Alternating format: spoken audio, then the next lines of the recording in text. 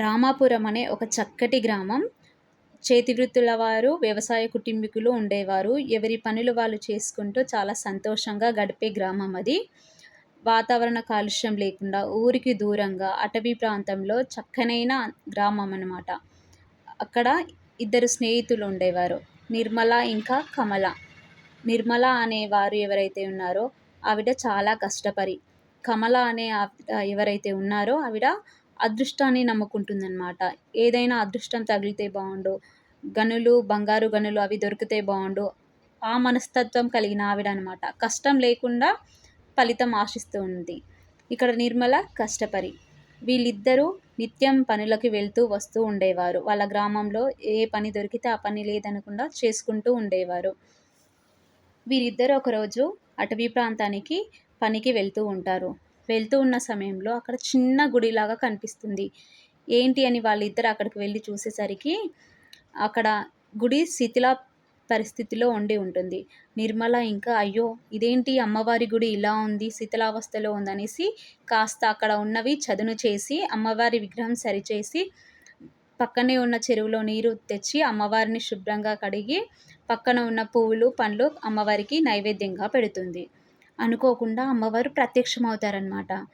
నిర్మల చేసిన చిన్న పని అయినా భక్తి శ్రద్ధలతో చేసింది కాబట్టి ఆమె పూజకి ఆమె మురిసిపోయి ఆ అమ్మవారు ప్రత్యక్షమవుతారు. నన్ను శిథిలావస్థలో ఉన్న నన్ను నీకు చేతనైన, నీకు తోచిన నీ స్థాయికి తగ్గ పూజ మనస్ఫూర్తిగా చేశావు. నీ పూజకు నేను మెచ్చాను. నీ మానాన నువ్వు వెళ్ళకుండా ఎంతోమంది ఇటు నుంచి వెళ్తున్నారు. నన్ను ఎవ్వరు కూడా పట్టించుకోలేరు. నీ పనిలో నువ్వు చేసుకుంటూ వెళ్తూ నన్ను పట్టించుకున్నావు చూడు. నీ కష్టానికి, నీ మనస్తత్వానికి నేను మురిసిపోయానమ్మా. నీకేం వరం కావాలో అడుగు అని అడుగుతుందనమాట. పక్కనే కమల ఉంటుంది. ఈ పనిలో కమల కూడా సాయం చేస్తుంది. అయితే నిర్మల ఎవరైతే ఉంటారో ఆవిడ, అమ్మ నేను కష్టపరిని, కష్టం చేస్తే తప్ప 5,000 నోట్లోకి వెళ్ళలేవు. జీవితాంతం నేను కష్టం చేసుకునే శక్తి నాకు ఇవ్వమ్మా అని అడుగుతుంది. ఇక్కడ కమల ఎవరైతే ఉన్నారో ఆమె ఏమడుగుతుందంటే, నా కాళ్ళు చేతులు కదలకుండా కూర్చున్న దగ్గరికి అన్నీ రావాలి అమ్మ, అంతటి ధనవంతురాలైపోవాలి అని కోరుకుంటుంది. ఇద్దరికీ ఆవిడ తదాస్తు అని చెప్పి మాయమైపోతుంది. నిర్మల ఎవరైతే ఉన్నారో ఈవిడ కష్టపరి కాబట్టి అందరూ పనికి పిలుస్తూనే ఉంటారు, చక్కగా పని చేస్తుందనేసి. ఆవిడ ఆయురారోగ్యాలతో ఎల్లకాలం పని చేసుకుంటూనే ఉంటుంది. కష్టపడి వచ్చిన డబ్బుతో చాలా సంతోషంగా ఉంటుంది.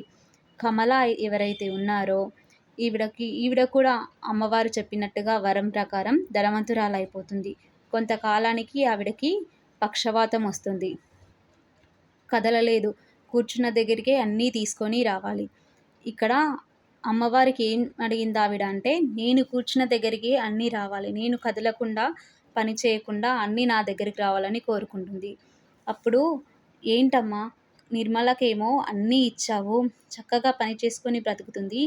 నేను నీకు పూజ చేశానమ్మా, నన్నెందుకు ఇలా శపించావు, కాళ్ళు చేతులు పడిపోయేలా అని అమ్మవారిని కోరుకుంటుందన్నమాట. అప్పుడు కమలకి అమ్మవారు కలలో వచ్చి, చూడమ్మా కమల, నిర్మల ఏం కోరుకుంది, బ్రతికున్నన్నాళ్ళు కాయ కష్టం చేసుకునేలా ఆరోగ్యంగా ఉంచు, కష్టపడే కాళ్ళు చేతులు సక్రమంగా చూడమ్మా అని కోరుకుంటుంది. నువ్వేం కోరుకున్నావు, కష్టం లేకుండా కూర్చున్న దగ్గరికి అన్నీ రావాలని కోరుకున్నావు. ఇప్పుడు జరిగింది అదే కదమ్మా అని అమ్మవారు సమాధానం చెప్పి వెళ్ళిపోతారనమాట.